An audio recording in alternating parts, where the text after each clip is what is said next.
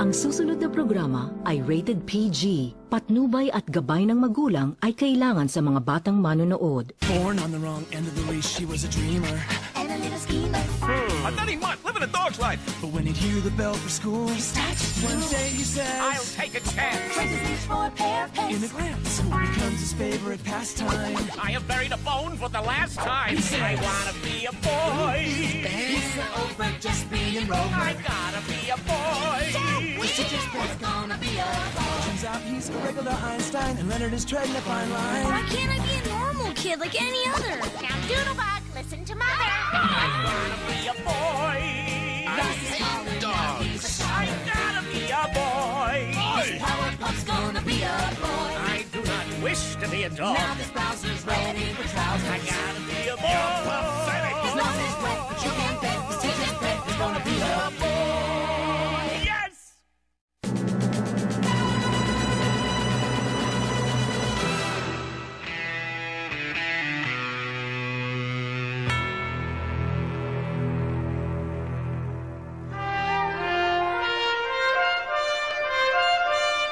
Sabi nila, ang pagiging pinakamagaling ay isang gumagalaw na target. Kahit gaano pa kahusay ang isang tao sa isang bagay, laging may isang mas magaling sa kanya na handang agawin sa kanya ang titulong yon. At kung minsan, hindi siya ang taong inaasahan mo. Bagong lutong mashed potatoes na lumalangoy sa gravy. Meron pa bang ibang pagkaing magkasama na masasarap pa sa bagong lutong mashed potatoes na may honey? O mashed potatoes na may fructose o dextrose o maltose? O kung ano pang toast dyan? Tingin ko wala. Hindi na naman siya gumawa ng buto sa mashed potatoes. Baka hindi siya bihasa sa sining ng paglalagay ng gravy. Hindi yun. Galit siya sa akin. Lagi siyang naghihintay na matapos ako bago niya ilabas yung enchiladas. Anong ginagawa niyo? Ano pa, hindi nag-ahagis ng mga baraha? Ayun. Uy, alam kong larong to. Ang kailangan sa larong to, ihagis mo ang baseball card malapit sa gitna ng bilog. Gusto ko maglaro. May mga baraha ka ba? Okay, sunod ka kay Teddy. At yun na ang hagis si Teddy, ang ace. Outside, sunod ka na. Helper man.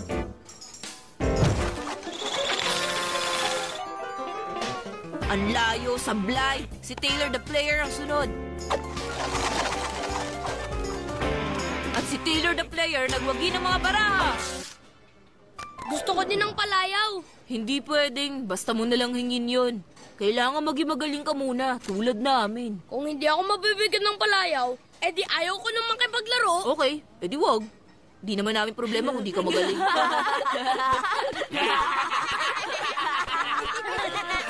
Scott, gusto mo sumali? Di na muna. Sasama ako kay Leonard magtanghalian. Gumagaling ka na. Hindi lumabas ng kwarto yun. Kahit mag-practice pa ako, hindi ako magiging magaling. Palpak kasi ako eh. Huwag mong sabihin yan, Bunky. Magaling ka naman sa maraming bagay eh. Tulad ng ano? Magaling ka sa pagiging amo ko. Ikaw ang pinakamagaling na amo sa lahat. Ako lang naman ang naging amo mo. Kung gano'n na magiging usapan, sige, pwede na rin yun. Ewan ko, pero masasabi ko lang, kung magiging magaling ka sa anumang bagay, matuwa ka na lang at hindi yun dito sa larong barahan na to. At bakit naman, Aber? Masama ang magsugal. Dahil kapag nagsugal ka, siguradong maawalan ka ng salawal. Ang totoo, hindi naman pagsusugal yung nilalaro namin sa school. Hindi pagkakataon ang kailangan, kundi purong kakayanan. Ipapakita ko sa iyo kung paano maghagis ng mga bara, Lenny. Ang importante dyan ay yung palming. At giling mula sa ilalim ng deck. Binabato niya lang ang baseball cards. Ano namang may tutulong yan? Wala lang. Gusto ko lang ipagyabang sa inyo ang kaya ko. Sining din ang pagbabaraha. Talaga lang ha, sining, please. Isang kakayahan siguro, pero sining? Hindi ako sangayon. Tingnan mo tong binuo kong House of Cards. Excuse me.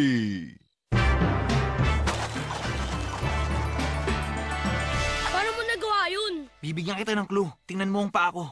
Anong meron ka na wala ako? Sabon? Hinlalaki. Mas maganda ang hagis mo kapag wala kang hinlalaki? Hindi naman nakakapagtaka yun. Masyado kasing ipinagmamalaki ninyong mga tao yang taliwas na palawit sa sulok ng mga kamay ninyo. Ayan, ipiti mo sa gitna ng mga daliri mo ng ganito. Ganyan. Ngayon, pababa dapat ang pitik ng pulso habang pinakakawalan mo. hinagis mo bago yung pitik. Masyadong maraming dapat tandaan. Tingnan ko kung mapapasimple ko ang paliwanag ko. I'll teach you how to toss the cards with lots of skill now. The secret, Leonard, is in the wrist motion. A little bit of spin as it leaves the hands now. You'll get cards to sail across the ocean. The way I hold the card is important to see. Remember that the thumb is the enemy. The best way is to hold the cards with fingers 2 and 3. Like this. You gotta hold the card right. Not too loose, not too tight. No, wait, that's close. Like that. Don't let your thumbs hold you back. As Lana throws the cards, I'll explain how it works now. Salamat, Mr. Jolly. Talaga bang kailangan ko pakinggan ang kalokohan to? Ang bugso ng hangin na pumipigil sa barahan na bumagsak sa lupa. Ayos natututo ako ng physics sa isang alagang aso. Based on principles we cannot see, the air flows over surfaces steadily. It's based on the work of Bernoulli. Bernoulli? Sino naman ang mokong na yun? Bernoulli, who the heck is that guy? Bernoulli, who the heck is that guy? A smart guy back in 1738 who found that all air flows at a certain rate. Tahimik! Tahimik! Hindi ako makapag-concentrate! Wow, Leonard's really getting good now. Wow, Leonard's really getting good now. Bukas ipapakita ko sa lahat na ako pinakamagaling na tagahagis ng baraha.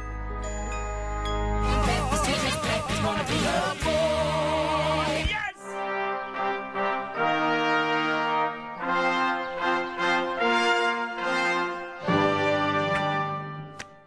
Ito ay isang Roman amphitheater. Ang paraan ng paggawa dito ay karaniwan sa panahon ngayon. Dahil pabilog ang mga arko sa itaas, nakikita natin na pantay-pantay ang nagiging pikat nito sa lahat ng mga column. Kita mo, pinapayag ko ang sarili ko. Walang pinagkaiba to sa pagpinta o paglilok o pagdikit ng seashell para maging cute na pangregalo. Siguro nga tama ka. Sige, check nga natin ang mga support column na yan. Ang sama mo! Sinadya mong gawin yon! Wala akong magagawa. Mali-mali talaga ako.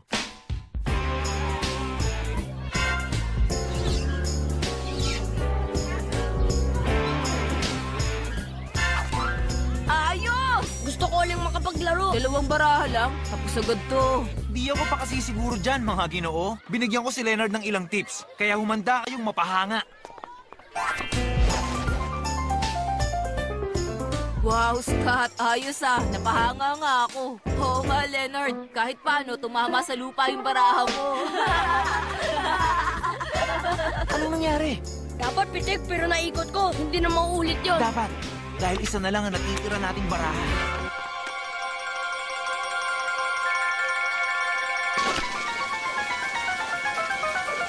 Paano niya nagawa yun? Parang pinitik niya eh. May pagpitik ng naganap, nakita ko. Ang itatawag namin sa'yo, The Flipper. Leonard, The Flipper Helper Man. Ano to? Hindi naman siguro kayo naghahagis ng mga baseball cards. Hindi nga ba? Hindi po, nag-aano lang kami. Pumipili kami ng team para sa dodgeball. Opo, yun na nga. Gumawa pa nga kami ng statistical analysis at lumalabas na yung ini-mini-mini mo ay nakadepende lang sa kung kanino ka magsisimula. Mas patas ang ganitong paraan. Talaga lang, ha? Parang naghahagis ng baraha ang tingin ko sa ginagawa nyo kanina eh. Hindi naman sa sinasabi ko may alam ako tungkol sa ganung bagay, ha? Ako lang naman, ang pinakamagaling na maghagis ng baraha nung kapanahunan ko.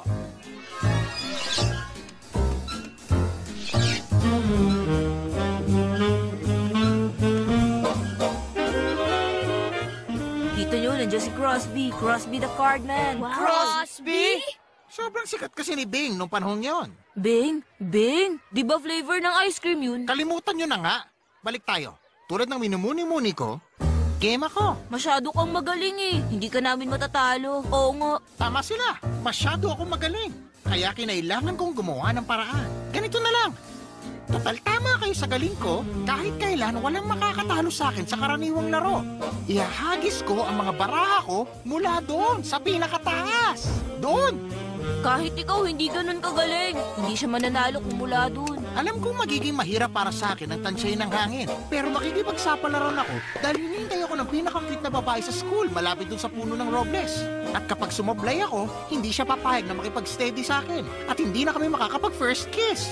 Kadiri, nakakasuka! Limot nyo bang mga 4th grade pa lang kami? Okay, gagawin ko na. Wow, ang galing na na! Ah, sabi ko sa inyo, ako pinakamagaling. At yun ang araw na nalaman kong tinadhana akong mamuno sa mga bata bilang isang principal. At hanggang sa araw na to, wala pang nakakatalo sa akin. At hindi pa pinapanganak ang makakatalo sa akin. Pinanganak na si Leonard.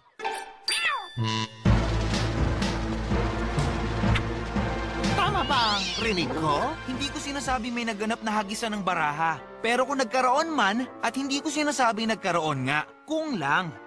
Eh di siguradong natalo na lahat ni Leonard. Kasama na kayo dun. Nagpapatawa ka ba? Ako ang pinakamagaling at di na mababago yun kahit kailan. Sayang at walang paraan para mapatunayan yon. Maliban na lang, kung maglalaban kayo. Nakasad sa ika-27-13 artikulo, ika-4 na paragraph pang 8 linya ng school regulations, pinagbabawal ang principal na makipagkompetensya sa mga estudyante sa kahit anong klase ng laro na gumagamit ng bola, puck, o playing cards. Naiintindihan po namin. Natural lang na matakot. Takot? Ano bang pinagsasasabi niyo dyan? Para sa inyong kaalaman, hindi ako natatakot. Sayang, hindi natin malalaman kung nagsasabi nga kayo ng totoo o hindi. Nagsasabi ako ng totoo. Sige na nga, pwede siguro nating ipagpalagay na merong malaking pagkakaiba ang mga baseball card kumpara sa mga playing card. Kung ganon, ayos na. Dahil malaki naman ang kumpiyansa ninyo sa sarili ninyo, gawin natin mas maganda. Pag nanalo si Leonard, madadagdagan ng 10 minutes ng recess namin buong linggo. Ayos ba yun? Gusto ko yun. Okay din sa akin yun. Pero kapag akong nanalo, doble ang homework nyo buong taon. Masyado Parang ayoko na. Ayoko nga ng ganyan. Huwag kang pumayag pag natalo ako, pag iinitan ako ng buong school. Salamat ha, Leonard. Magaling, Leonard. Ay, pampagulo ka talaga kahit kailan. Maaari. Pero paano kapag nanalo ka?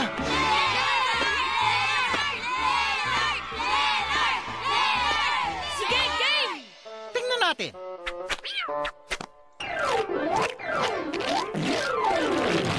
Maganda sigurong gamitin ko ang aking swerteng 63 Yankee outfielder. Ha! Gitnang-gitna! Maging leksyon sana yan sa'yo na wag na makikipagkompetensya sa teacher ng mga teacher.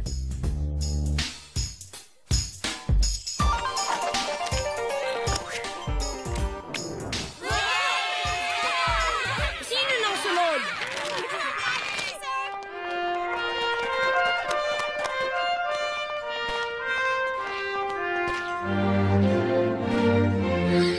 Yan na si The Flipper! Nasa campus The nga po. Flipper. Nandito.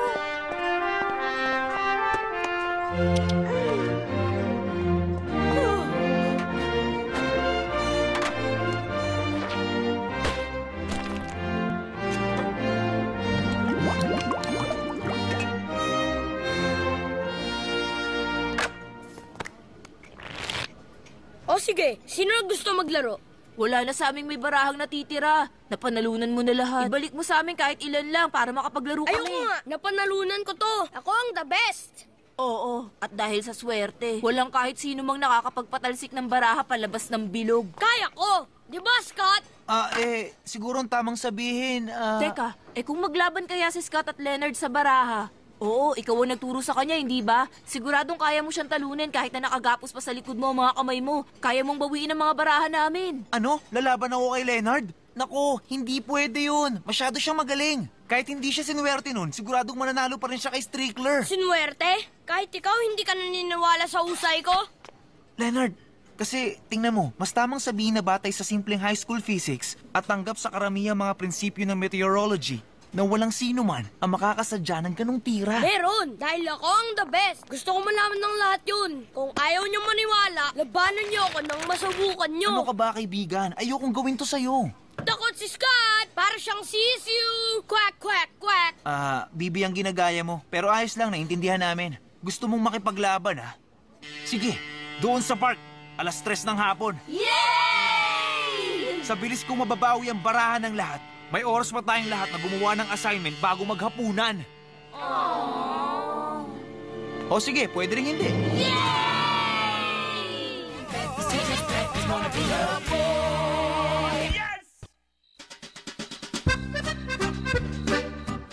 Dapat sana gagawa ko ng China shop, pero naisip kong gumawa na lang ng exact scale replica ng Eiffel Tower, La Tour Eiffel. Siyempre, nasa Paris ang original nito at gawa ito sa purong wrought iron. Dinisenyo ito at ginawa ng French civil engineer na si Alexandre Gustave Eiffel para sa Paris World's Fair noong 1889 sa Paris. Nasusobrahan ka na sa kasasama sa asong batang yun, pero napahanga mo ko. Talaga? Pinagmamalaki ko yan. Ang sarap na mailabas ang nararamdaman ko. Palagi daw malakas ang hangin sa Paris.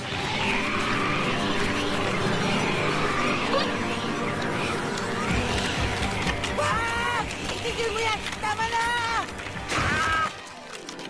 Sa pagkakataong to, hindi na yan aksidente. Di mo na ako maloloko, pretty boy helperman. Sinira mo ang sining ko. Ha? Akala ko pa hindi sining ang paglalaro ng baraha. Ikaw nagsabi nun. Pero iba to. May nilika ako gamit ang mga barahang to. Ako din naman mga Royal Flush, Full House. Ibahin mo to! Hindi mo to makukumpara dyan dahil nilika ko ang mga to. Pinapasaya ako ng mga sining ko at dahil sinira mo na ang mga gawa ko, hindi ko na may papayag ang sarili ko. Sumasaya ako pag nakikita ko nasisira ang mga yan. Yun ang sining ko. Matutulog muna ako. Nakakapagod ipahayag ang sarili ko eh. Hindi sining ang pagwasak sa sining!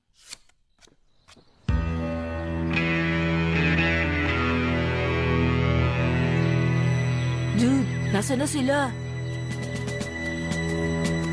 Aris, hindi na ito sakop ng paaralan. Naparito ako para panoorin si Scott Ledredding na mabawi ang 63 Yankee outfielder ko. Ilang oras pa lang ang lumilipas pero... namimiss ko na siya. Baka naman naduwag na sila. Ngayon hindi ko na mababawi ang baraha ko. Sandali! Tingnan nyo doon!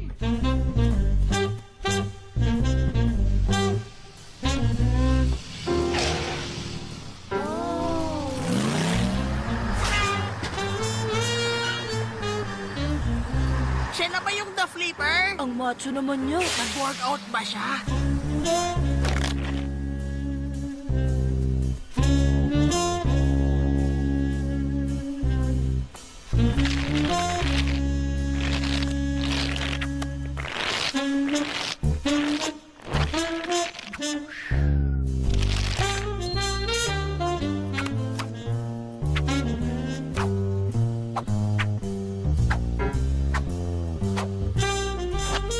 Siyempre, mas astig sana kung mas marami akong baraha.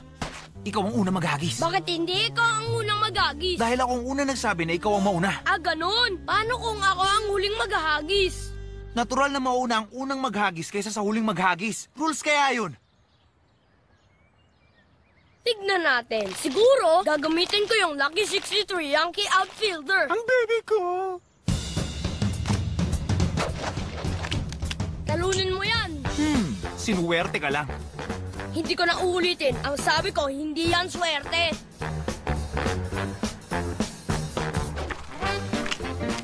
Wow! Ang galing! Nakita nyo yun? Tabla. Ako ang mauuna sa pagkakataong to.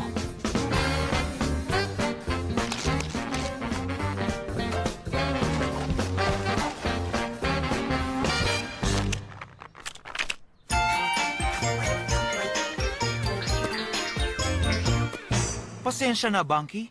Ayokong gawin mukha kang kawawa, pero wala akong magawa eh. Sinwerte ka lang. Panoorin mo to. Huh?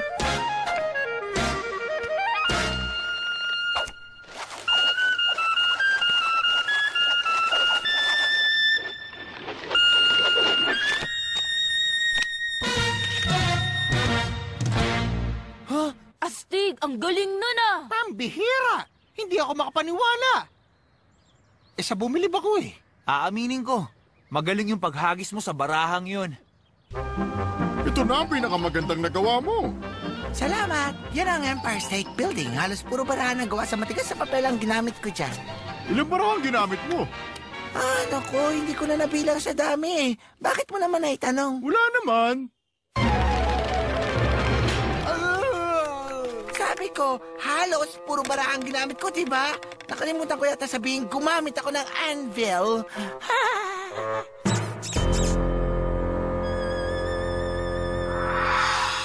Si Leonard ang pinakamagaling.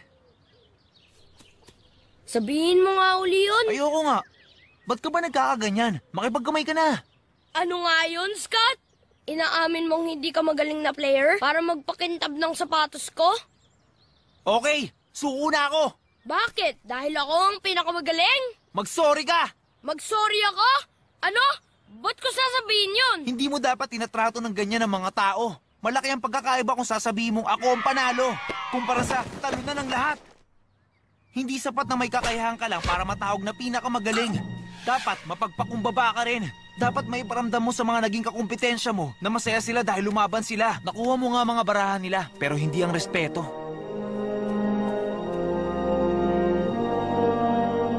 Tama ka nga.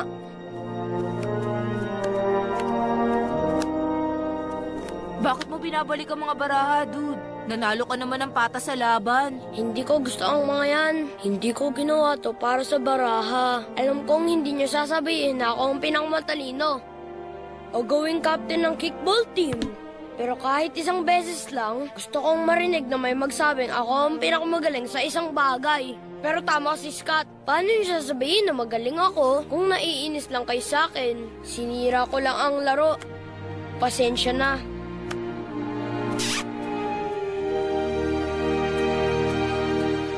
Ibang klaseng bata lang ang makakagawa ng ginawa niya. Siya nga talaga ang pinakamagaling. Balang araw makukwento natin sa mga anak natin na nakita natin maglaro si The Flipper. Pero totoo rin na hindi nga siya ang pinakamatalino sa klase. Oo nga, at kahit kailan hindi siya magiging team captain. Di man lang nila hinintay na makaalis ako ng parke? Hindi ko malilimutan ang araw na nakita ko si Leonard Helperman na umalis habang palubog na ang araw. Gaya ng iba na nakitang naka-home run si Babe Ruth o naka-steal ng base si Ty Cobb. Naging saksi rin ako sa makasaysayang pangyayari. Kahit na magaling ako sa paghagis ng mga baraha, nung araw na yon nakita ko si Mr. Helperman na nilampasan ang kakayahan ko. Pinanood ko siyang gawin ng isang bagay na hindi ko kaya. Pinanood ko siyang maging pinakamagaling.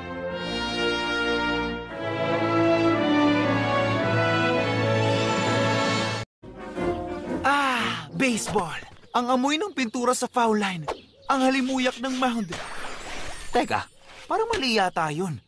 Dapat yata magbasa pa ako ng konti. O sige, tutulungan kita. Sana lang makapasok tayo sa team, kahit na anong team.